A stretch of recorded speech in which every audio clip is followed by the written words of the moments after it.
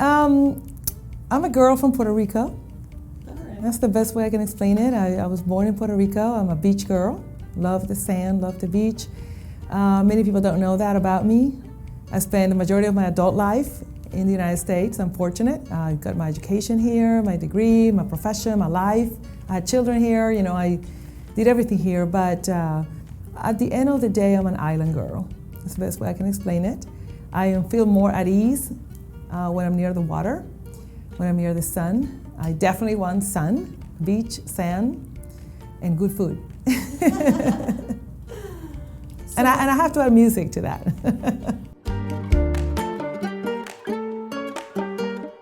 Salsa. Okay. You know, I'm a very good salsa dancer. I have actually competed and won a couple of awards for salsa dancing. No way, really? Yes, in my young age. I danced quite a bit. And I even went into professional salsa dancing. Wow. And it's been a while I haven't done it, but it's one of the things that I love to do. And I should get back into it. It's great exercise. You know, I believe I was 17. I could be wrong on 1 year, either 17 or 18, but no older than that. And my journey to the United States was very unique, I think. I was in Puerto Rico, like I said. I never really traveled anywhere. I was in a 100 kilometer by 40 kilometer beautiful island. And never really got on a plane. I never knew anything about the world in those days. You know, you don't have a lot of cable TV, not the things we have now. So my life was pretty much, you know, my viewpoint in the world was kind of limited. But I had a lovely childhood. I really did enjoy my life in Puerto Rico. Great friends, great high school.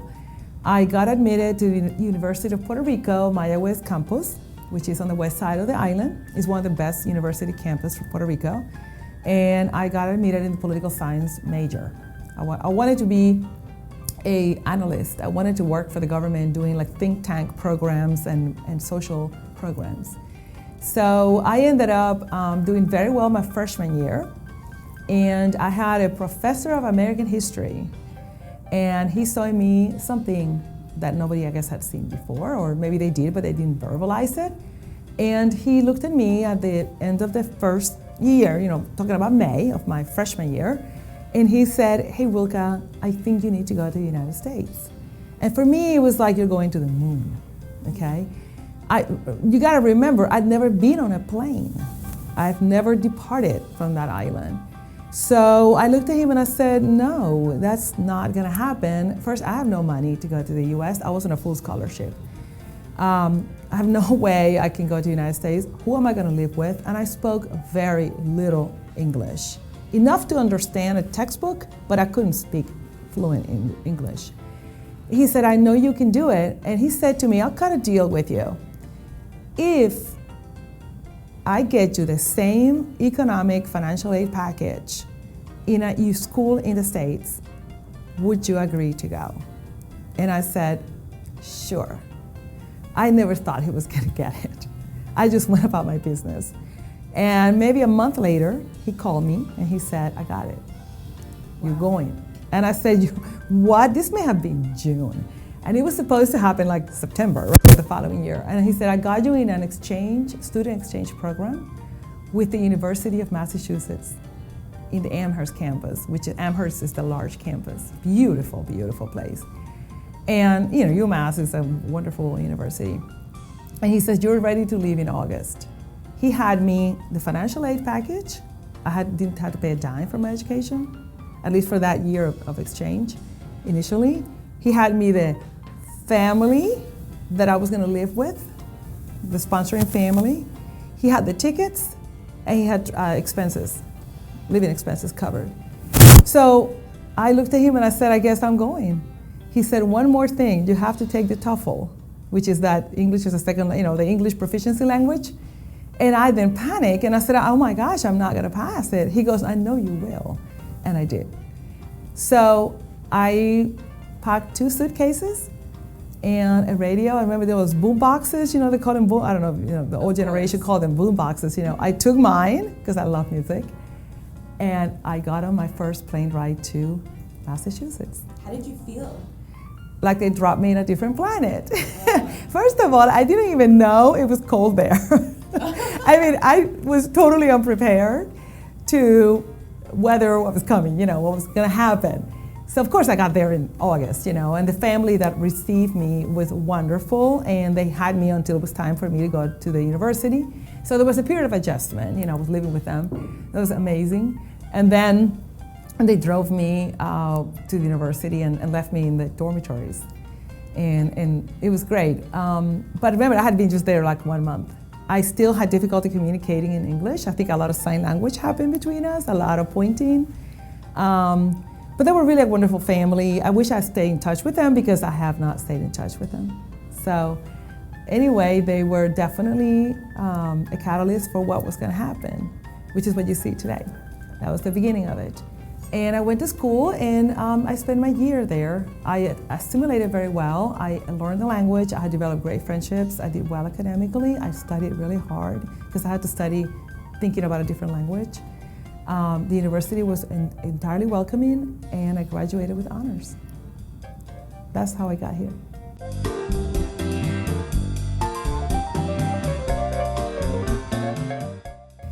Well, most of the challenges were where I was coming from. I mean, cultural. For me, it was a culture shock because I wasn't well traveled. I really wasn't. So I had to learn very quickly a different way of life, a different way of food, a different weather. I had to learn how to dress, not freeze to death, deal with snow, ice, get around town, dealing with people that were completely different than me. So that alone was enough to get me, very uncomfortable at the beginning. But I was fascinated by people because I don't know if it was just me or I had an angel here, but everybody I encountered back in those days, in the early 80s, we're talking about, were completely welcoming. I mean, my fellow people around me at the time, whether they were students, whether they were friends, university friends, community members, professors, people I interacted with at the university level, it was like the big hug, And I did travel to Puerto Rico for Christmas. I did, of course, went back and enjoyed that, but I would just look forward to coming back to the US and continue my education. At that time, I really thought I was gonna finish my college and go back to Puerto Rico. That was my intention, to come back home and work there or do whatever more studies. I thought I was going to go to law school. I eventually went to law school here, but I thought I was going to go to law school back in Puerto Rico, and in fact, I got accepted. I didn't. I decided to stay in the United States and continue my education as a lawyer here. So challenges, I think, culture shock. I mean, just being plucked and dropped in another planet, essentially. So I definitely feel as a lawyer today, I can definitely identify with the immigrant community, although I was not technically an immigrant because I'm a US citizen as a Puerto Rican.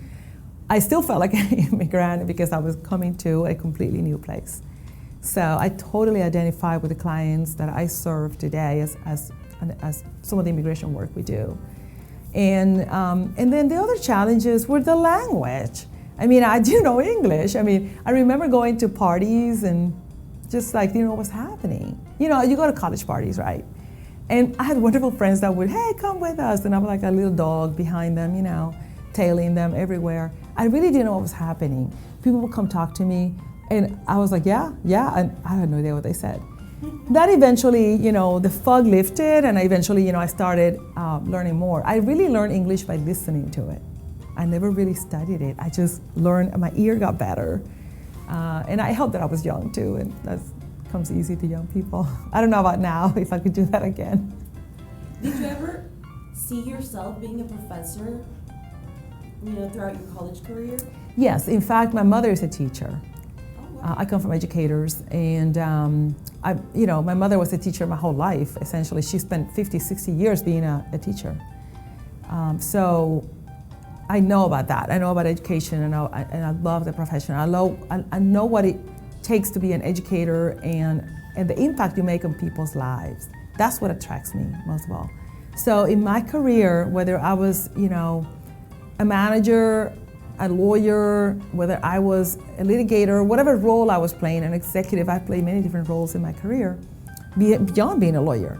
I always wanted to convey information, convey education, empower people. There was something always to be taught. There was a lesson somewhere. And I felt like that was my calling in life. So perhaps the reason I'm a lawyer is because I want to educate people on things that can benefit them. And I like the law as a method of doing so. Currently, I'm fortunate enough to be an associate professor at Thurgood Marshall School of Law at Texas Southern University, where I teach the Masters of Law degree in Advanced Immigration, which is one of the only, probably the only LLM, Masters of Laws in immigration in the country, probably, but definitely in Houston. And I'm fortunate to teach, attorneys and degreed individuals that want to pursue a master's degree, so I really, really love that.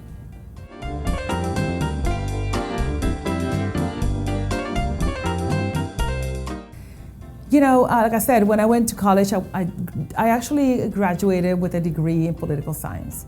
And my idea was to do a master's in public administration. I was a big nerd, I wanted to work in the government. and to me, political things are fascinating. I mean, I love the study of political science. I love sociology. I love studying history. Historia, the history is fantastic to me. I love biographies. I'm a big nerd when it comes to that. But let me tell you a story. The real reason I went to law school is because I had a boyfriend. That's it. There's no other reason. Now, do I love it? Yes. Am I relatively good at it? Yeah, some say I do. But I had a boyfriend that was studying for the LSAT, which is the law school entrance exam. I was completely bedazzled by this guy. And he said he was going to study for the LSAT, and I wanted to spend time with him. So what did I do? I studied with him. Not even intending to take the LSAT. I just wanted to spend time with him. And so I would test him on we have this, how you study and you have these books with tests, like mock tests, and you kind of go through questions and answers and you grade and you practice. So I spent hours and hours practicing with him. When it was time for him to take the test, he convinced me to take it with him. I enrolled at the last minute. I had a scholarship to even pay the fee because I couldn't afford the fee. I was a poor student. I had no money. And I sat down and took the test, and guess what happened? He failed, I passed. Wow. He did not go to law school, I did. So, that didn't do well for the relationship, I may say. I went ahead and got admitted in several law schools, and I was fortunate, very fortunate, to be admitted to several law schools. I could actually choose. And I ended up choosing Tulane Law School in New Orleans, and that was a fantastic choice.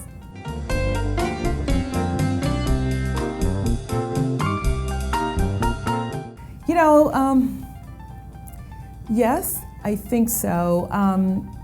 I think that God or whoever you believe God is, opportunities come to you, doors open, and then it's your choice to go through that door.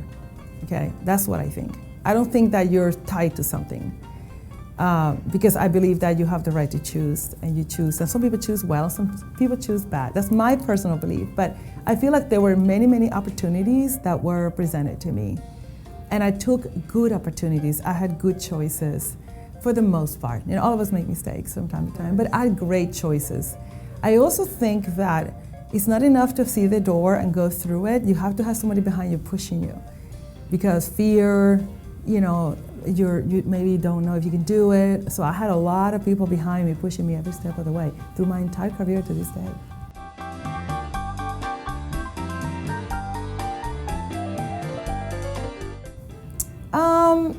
I think I would be running a charity or foundation. I would be trying to get into something that I can do mass impact. Like, I am amazed by people that are visionaries, people that are running world foundations, people that are tackling climate change at a global. Those are my heroes. Young people that are changing the way we live and work, create and change society. But I'll probably be doing it without profit. I'll probably be doing it in a nonprofit situation, and probably tackling the issue of education. and providing entrepreneurship opportunities for the less fortunate to get out from their situation and evolve and better themselves and their families in the future. So for me, having that lasting impact, that's what I wanted to do, something that would impact people. And I didn't get to do it in a large, grand scale, but I feel like I'm doing it a little bit day to day with every client I work with.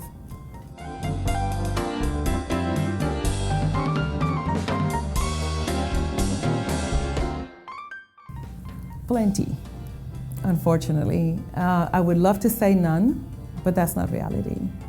And I think we need to be realistic. The legal profession in particular is very tough. It's very male-dominated, historically. That's just the way it is. And it's pretty ruthless. And those values do not necessarily, they're not compatible with maybe what women hold dear, necessarily. And I'm making huge generalizations, by the way. I'm sure that what I'm saying, some people are totally not agreeing with. I'm only speaking from my experience. When I began in the legal profession, it was in the early 90s. And that's like eons ago. And back then, we were not even allowed to wear pants or open-toe shoes because they were found to be distracting to men that work with alongside of us. That's unheard of. That's like crazy right now. People can't even think about that. I remember as a Latina, I love red lipstick.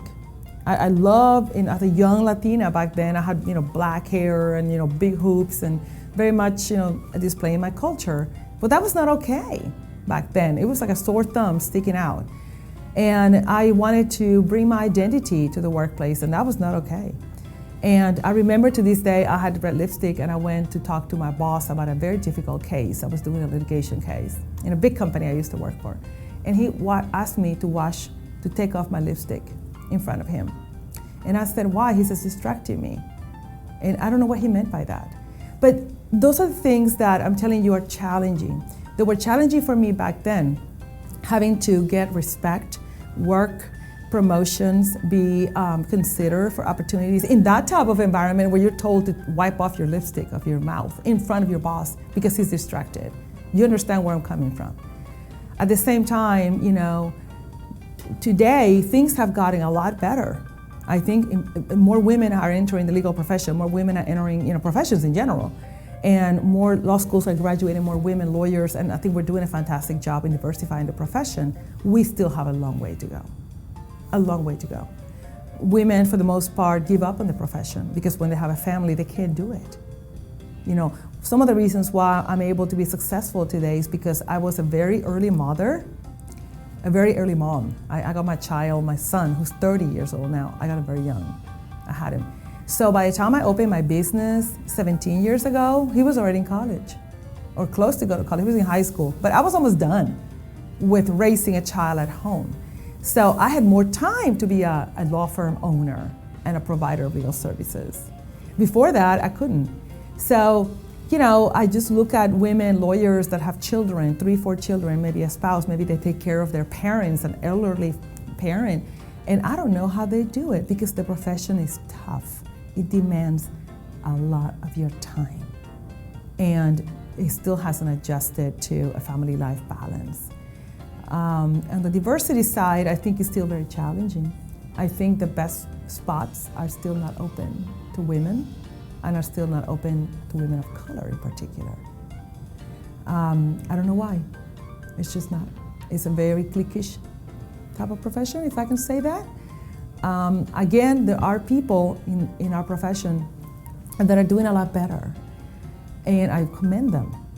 And you'll find a place like that for you, but not everybody is on board. So I think it'll get better, but those are some of the challenges. So having a family, the job is hard, some of the stereotypes that were attributed to me just because I was a Latina woman, promotions being passed over, making less money than my counterparts when I was doing more work. But honestly, those are the same concerns that women have in other professions. So I think we're all experiencing it.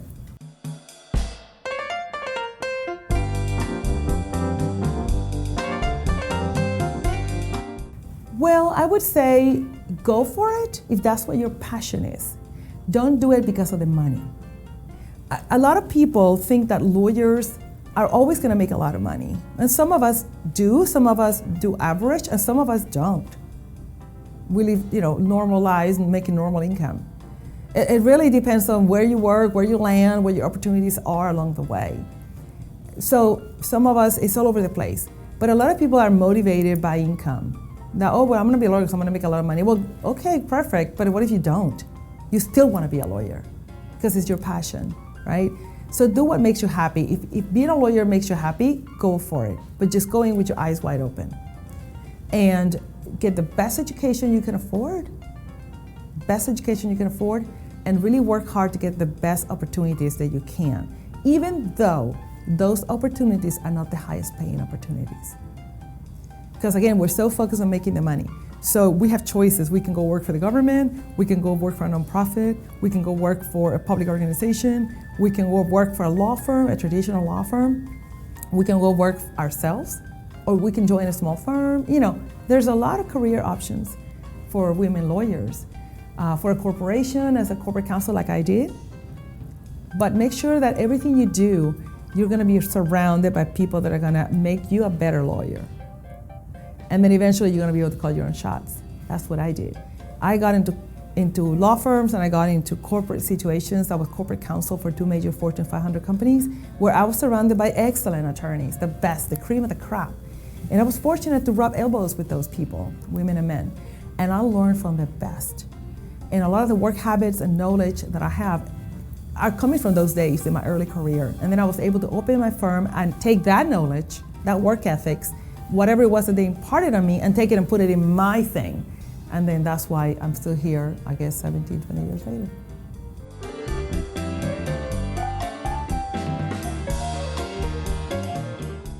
Educating people.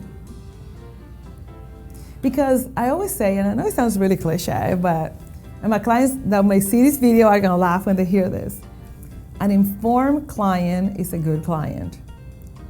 So a lot of lawyers think that in order to be respected or paid or whatever, they need to keep an aura of suspense about what's happening. They don't really want to tell you what's going on. They only tell you what they think you need to know. So they want to keep it to themselves because that's what makes them mysterious or important, I guess. I don't know. I've never been that way. I tell you everything.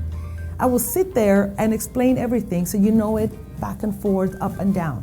I want you completely informed and completely knowledgeable about whatever matter you're entrusting me to do. Now, I'm still the expert, I'm still going to do it because I got the license, and I'm still going to take good care of you. But I want you to know as much about it as I do, because when you know it, then you help me do a better job. It doesn't do me any good that you don't know it. No. That is how I do it. So I think the funnest part for me is talking to clients when I'm just educating them and imparting knowledge, information. I just want to tell them what's going on and talk to them.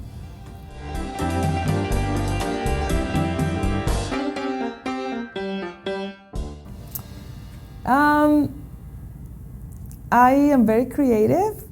I have that side of my brain very, very developed. I actually knit a lot, sweaters and hats and scarves and pillows and throws and all the granny stuff, I knit quite a bit. I'm surrounded by knitting projects at any given point in time in my house. It's an addiction, really. I also love to paint. I paint and I do ceramics. Oh, wow. I love to sew. I love to just do creative things, paint, draw, use color, decorate, and I've dabbled into that. I've had businesses that were surrounding those creative things. But most people don't see that side of me because it's really personal and I don't go around showing it. I actually have a knitting group that I organize in Kingwood, Texas. So I am the organizer of the knitting. It's called Knit and Eat, and we meet in Kingwood, Texas. Hello.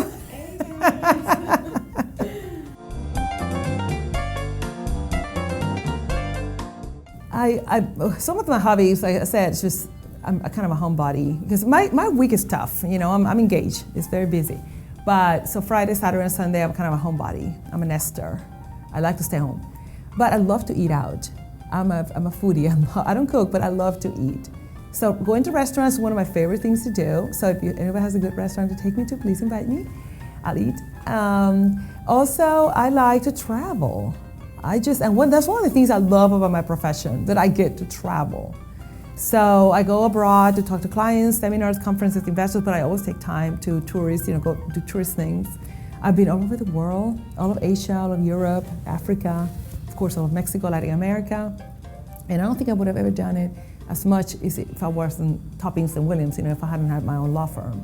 So travel for me, it's a must. I have to go somewhere at least 3 times, 4 times a year.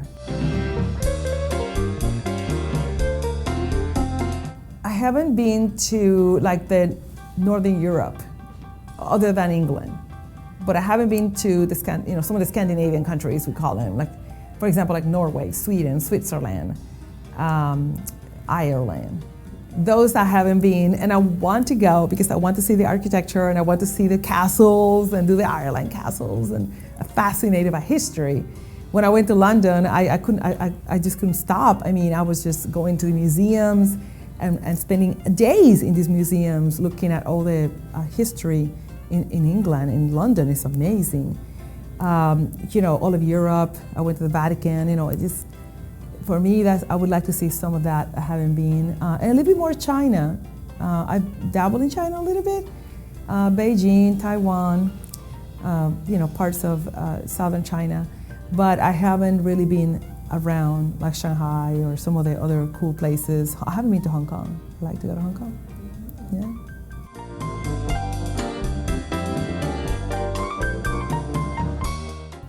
Okay, this is not an endorsement. Oh, no, it's not an endorsement. It's personal. I personally like Gringo's Tex-Mex restaurant. I'm sorry, but I love it. So kudos to the Gringos. Kudos to the Gringos people, but their first one was in Pearland, and I used to live south.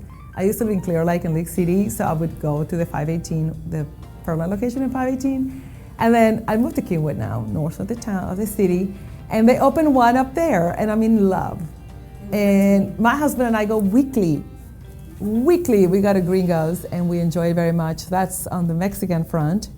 And then on the more fancy things, I don't have a favorite one.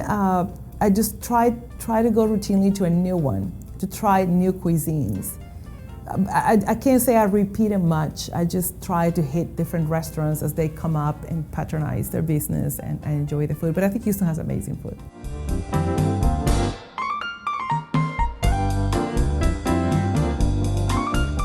When I got to Houston, it was 1990. I was hired by Exxon Company. I was a litigator, attorney for them. Brand new baby lawyer, just graduated. They picked me out of law school, moved me here, so it was a big job, big shoes to fill. But one of the things that they did for me is they made me, because it wasn't optional, they made me get involved in the community. Now, mind you, I'm 24 years old. I'm very young, it's my first job. But the importance, they told me it was important for our employees to be involved in the community. And within Exxon, they had several Hispanic organizations, employee organizations that I belonged to. And those Hispanic employee organizations back in 1990, remember, it's not today. This is when it wasn't even in vogue. The whole employee organization thing is now in vogue, but back then it wasn't. They had projects in the community. Through my involvement in the Hispanic employee organization at Southwestern Bell company at the time, I got involved in doing some community work, and that involved, taking care of shelters, just community work. Essentially, people that were down on their luck, for whatever situation, our organization would raise funds and do Christmas parties and bring presents, many different social services that we were able to get involved. So that was my first taste of the community. Shortly thereafter, I started to know more and more Hispanic members, professionals in the city of Houston and the community in general. And I think I was very young, I must have been 25 years old, and I was one of the initial board members of the Houston Hispanic Chamber of Commerce, way back then. And there I met a lot of other entrepreneurs like me, but they were older than me. I was one of the youngest people that was involved in the organization back then. So it makes me really happy to see what it has become, the great organization is today, because I saw it way back then when it was starting. So I started to know and get to know more people. So I started getting more involved with the organization and entrepreneurship and business owners. That was great lessons for me there. Then subsequent to that, I moved to different jobs and different opportunities, but what was the constant situation was the fact that all of them provided me the platform as a representative of that company to be able to get involved in my community. Whether it was through a chamber of commerce, whether it was through an entrepreneurship program, whether it was just a plain old charity work, just helping others, whatever, United Way, whatever it was, I had that opportunity. And they paid me to do it. I mean, it was part of kind of my responsibility as an employee of that company to get that done. Because I was a lawyer, Evelyn, I was fortunate to have a pretty high level in these organizations. I mean, I was coming in at a higher level manager, executive level. Lawyers always came in at executive level in these companies. So we were visible. And often I was one of the few Latinos in that level. My education put me on that level because they had to bring me in at a high level, or what they call grade. So I was more visible, very visible in the organization because I was a Latina and a lawyer, right? So they were very happy to take advantage of that and put me out there as the spokesperson for the company, being a Latina face doing it, right? And that benefited me too. It benefited them, it benefited the community, but it benefited me because I developed extensive connections. When I decided to leave corporate America to be a business owner, that was 2002, I decided to open Toppins Law Firm, what was called then Toppins Law Firm. That's what I did, right? So what did I do? I had cultivated all of these contacts in the communities that I had worked with, both Hispanic and non-Hispanic, over 14, 16 years because of my jobs that required me to do that. When I opened my law firm, I decided to go back to those people and ask for their help. And that's what I did. I went around and asked for their help. I said, I've opened a business. I don't have a single client. I need to succeed. Can you help me? And the community responded. And that's what happens. Little did I know that 14, 15 years of me planting seeds, developing relationships, helping the community. Because I had a job. I was in corporate America. I didn't necessarily need their help, so to speak. But when I needed that help, they were there. And they came to me and they launched me. And when I say they, I mean the community, the business community and the social friends that I had. They launched me. They immediately started taking care of me. And of course, I took it from there. So I was so grateful of that situation, that I was so fortunate, really, that I decided, you know what, I gotta pay it forward. This is a boomerang situation. It's a two-way street. So I decided, you know what, as a law firm, as the owner of a law firm, I'm going to be very active in the primarily the Hispanic community, but also the small business community. So I started to belong to a number of boards, organizations, both Hispanic or non-Hispanic, charities, nonprofits. All that time I didn't, it was my time. I wasn't getting paid. It was just me being involved. And then through those, I made some incredible friends that last to this day. And I believe at the end of the day that what you give out is you get back. I think karma, I don't know if you believe in karma, but what you give out, you get back. So I think it was all in all a good thing. I continued to be very involved with the community. I was the president of the Latin Chamber of Commerce, the Cámara de Empresarios Latinos, for 2 years. I thoroughly enjoyed that role. I have been a member of several Hispanic chambers and also non-Hispanic chambers, so helping the business and entrepreneurship community, and also education, as well as women's issues. I love to speak at conferences and panels about women empowerment, women branding, women value. I'm a big proponent of valuing yourself correctly in the marketplace so you get paid what you're worth, and also financial health, things of that nature, so really kind of empowering women. And that's something that I will not stop doing.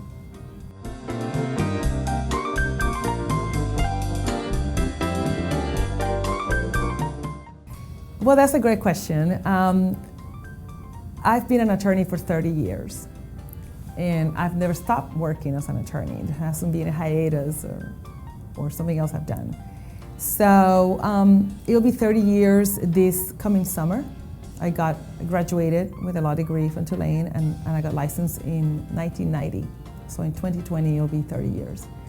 And because of that big birthday, or anniversary rather, I am contemplating what's gonna happen.